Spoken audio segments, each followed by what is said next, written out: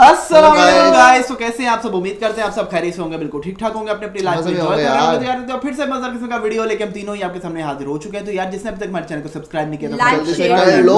Welcome होगा तुम लोगों का तड़का रिएक्शन के अंदर। और भाई क्या देखने के लिए जा आज का न्यू वीडियो लेकर आया हूँ यार। इन्फॉर्मेटिव वीडियो है, जैसे कि इंडिया बहुत ज्यादा जो है वो तरक्की करे जा रहा है, प्रोजेक्ट्स लगाए जा रहा है, और ऐसे प्रोजेक्ट जिसका फिगर इतना हाई होता है कि आप भाई कोई 2, 4, 50, 100 करोड़ की बात नहीं होती, हजारों करोड़ की बात होती है। तो आज ये बातें हमने जो है मूवीज में सुनी थी हजारों करोड़ की, अब ये रियल में जो है रियल में भी देखने को मिल रहा है। तो आज एक इस तरह का फिर वीडियो लेकर आए हैं जिसका टाइटल है जी India soon to overtake Switzerland. और देखते हैं कितनी बड़ी अमाउंट से वो जो है वो करने जा रहा है उसको ओवरटेक। तो पहले हम वीडियो देख लेते हैं, बाकी डिस्कशन बाद में करेंगे हमेशा की तरह। तो वीडियो पे जाने से पहले हमारे चैनल को लाइक कर दें, शेयर कर दें, सब्सक्राइब कर दें, बेल आइकन पे लाजमी क्लिक किया ताकि आपको आने वाली वीडियोस को नोटिफिकेशन टाइमली मिल सके। So let's watch the video, have a गो।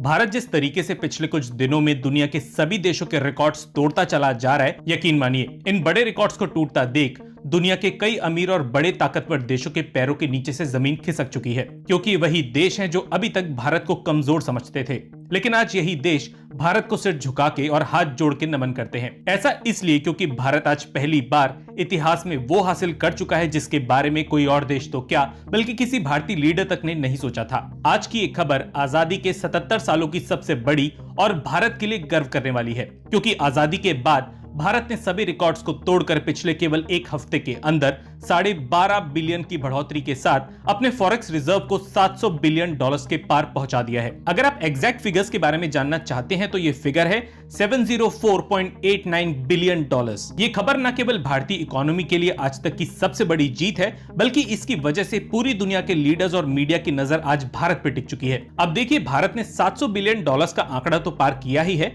इसके अलावा भारत उन पहले 4 देशों में भी शामिल हो चुका है जिनके पास इतना बड़ा फॉरेन एक्सचेंज रिजर्व मौजूद है। लेकिन आज इस वीडियो में हम केवल इसी बड़ी खबर की बात नहीं करने वाले, बल्कि एक ऐसी खुशखबरी भी है जिसकी वजह से आप अपने भारतीय होने पे गर्व करेंगे। साथ ही आपको भारत के उस फॉर्मूले के बारे में भी बताएंगे जिसकी वजह से इतने कम समय में भारत ने इतने बड़े फॉरेक्स रिजर्व के साथ दुनिया के कई डेवलप्ड और अमीर देशों को पीछे छोड़ दिया है। लेकिन आगे बढ़ने से पहले इस वीडियो को लाइक करके चैनल को सब्सक्राइब कर दीजिए। ये आपके लिए केवल 1 सेकंड का काम है, लेकिन ऐसा करके आप हमारी और हमारे कंटेंट की काफी बड़ी मदद करते हैं। विश्व की एक बड़ी ताकत होने के साथ भारत के पास आज फॉरेन रेवेन्यू की बिल्कुल भी कमी नहीं है, और हाल ही में भारत के फॉरेक्स रिजर्व को लेकर जो बड़ी खबर सामने आई है उससे ये तो पता चल चुका है कि आज की डेट में भारत दुनिया का चौथा सबसे अमीर और ताकतवर देश बन चुका है। जो लोग नहीं जानते उन्हें बता दें कि भारत से ऊपर जिन 3 देशों के पास भारत से ज्यादा विदेशी मुद्रा भंडार आज मौजूद है, उन देशों की लिस्ट में चीन, जापान और स्विट्जरलैंड का नाम आगे आता है। लेकिन आपको जान के हैरानी होगी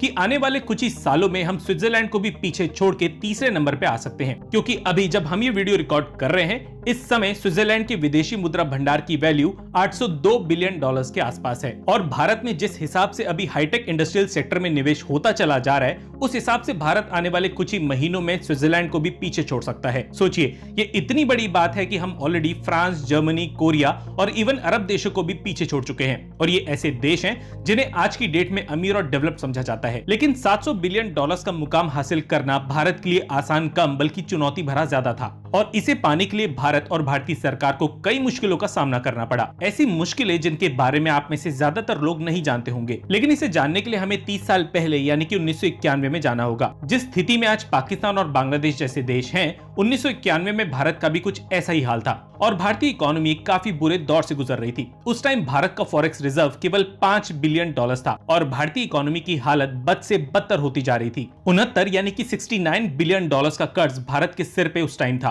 और इससे राहत मिलने के आसार बिल्कुल ना के बराबर थे। यूएस जैसी इकोनॉमीज भारत के खिलाफ खड़ी हुई थी, और क्योंकि भारत अपना कर्ज नहीं उतार पा रहा था, इसलिए हमें और मदद मिलना भी बंद हो चुकी थी। इसके अलावा भारत एक मजाक का टॉपिक बन चुका था, और भारत को एक दयनीय देश की तरह देखा जाने लगा। ऐसा देश जो उधारी पे चल रहा था और जिसके पास किसी भी तरह का वैश्विक सपोर्ट मौजूद नहीं था, और दूसरे देश अपना कर्ज वापस लेने के एवज में उल्टी सीधी मांगे भारत के सामने रख रहे थे, और फॉरेन प्लेटफॉर्म्स पे भारत को डेवलप्ड देश नीचा दिखा रहे थे।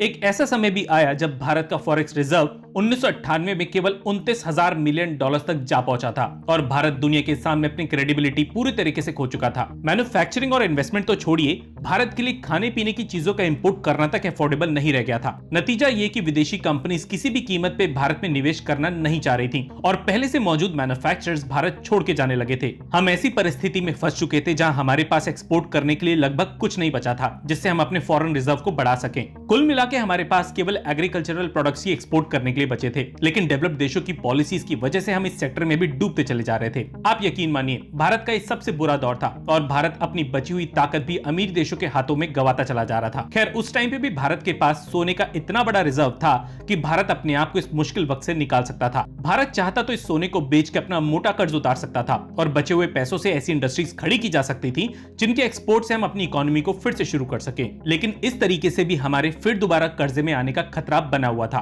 खैर, हमने एक बीच का रास्ता चुना और 1991 में 46 टन सोना बैंक ऑफ इंग्लैंड और बैंक ऑफ जापान के पास गिरवी रखवा दिया। इसके अलावा 67 यानी कि 67 टन सोना IMF यानी कि इंटरनेशनल मॉनेटरी फंड के पास भी गिरवी रखवा दिया गया और इसके एवज में भारत को 2.2 बिलियन डॉलर्स का लोन सैंक्शन हुआ। इनमें से कुछ पैसों का इस्तेमाल दूसरे देशों का कर्जा उतारने में किया गया और बचे हुए लोन की कीमत से भारत में नए मैन्युफैक्चरिंग सेक्टर्स खड़े किए गए। आपको बता दें कि वही दौर था जब घाटे में चल रही सरकारी कंपनीज को प्राइवेट सेक्टर के हाथों में दे दिया गया, जिससे कंपनीज फिर से प्रॉफिटेबल बन सके और भारत के लिए एक्सपोर्ट के रास्ते खुले। 1991 से पहले भारत की इंडस्ट्रियल पॉलिसीज काफी कॉम्प्लेक्स थी और भारत में मैन्युफैक्चरिंग स्टार्ट करने के लिए कई सालों के अप्रूवल का वेट करना पड़ता था। यही वजह थी कि इस समय से पहले हमारा एक्सपोर्ट ना के बराबर ही दूसरे देशों में था और लगभग सभी देशों के साथ भारत का नेगेटिव ट्रेड इंबैलेंस था। 1991 के बाद इन नियमों को भी सरल बना दिया गया, जिससे विदेशी कंपनीज भी भारत में निवेश करने में अपना इंटरेस्ट दिखा सके। इसके अलावा भारतीय कंपनीज के लिए भी कई सारी पाबंदियां भी हटा दी गई और बड़े से छोटे मैन्युफैक्चरर्स को भारतीय सरकार से मदद भी मिलने लगी। धीरे धीरे टेक्सटाइल, फुटवियर, केमिकल्स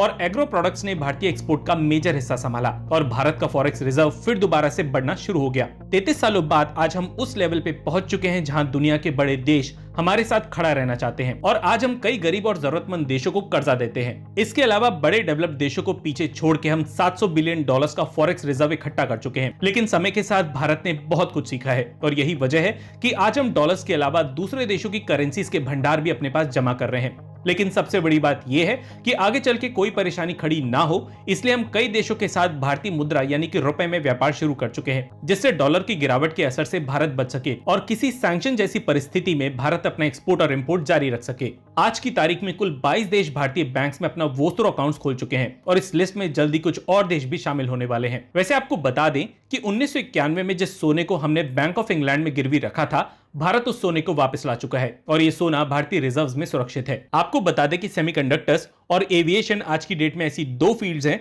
जो भारत के रिजर्व को और काफी तेजी से बढ़ाएंगी, क्योंकि आने वाले सालों में न केवल जेट इंजन्स बल्कि सेमीकंडक्टर चिप्स भारत में प्रोड्यूस की जाएंगी और इनका भारी मात्रा में और अरबों रुपए में भारत से एक्सपोर्ट होगा। बाकी जाने से पहले वीडियो को लाइक करके चैनल को सब्सक्राइब कर दीजिए। और लवली यार जी, तो ये बड़ी जबरदस्त इन्फॉर्मेटिव वीडियो थी और इंडिया के बारे में इंडिया ने नो डाउट बहुत ज़्यादा जो है वो अब अपना ऐसे ऐसे प्रोजेक्ट्स लगा रहे हैं कि जिससे उनके जीडीपी और उनकी इकोनॉमी बहुत हाई होती जा रही है और आने वाले फ्यूचर में बहुत ज़्यादा जो है वो आगे मज़ीद ऊपर चले जाएंगे और बहुत से कंट्रीज़ को वो टक्कर भी दे रहे हैं और आगे भी निकल गए। आप यहाँ से अंदाजा लगाएं कि जिस तरह उन्होंने बताया कि शुरू से ही इंडिया ने जो है काफी ज्यादा कर्जे में वो डूब चुका हुआ था, लेकिन देखिए उसने अपने आप को घराने की कोशिश नहीं की, उसने अपने आप को मेहनत की, दोबारा से जो है लोन लिया, दोबारा से जो है अपनी इंडस्ट्री शुरू की और आज देखिए वो कहां से कहां पहुंच गया। अब इतनी बड़ी बात मुझे अच्छी ये लगी है उनकी कि अब वो दूसरों को कर्जा देते हैं। ये बड़ी बड़ी बात है कि आप अपने आप को इतना काबिल बना लिया, आप अपने इतने आप पर ले गए अपने मुल्क को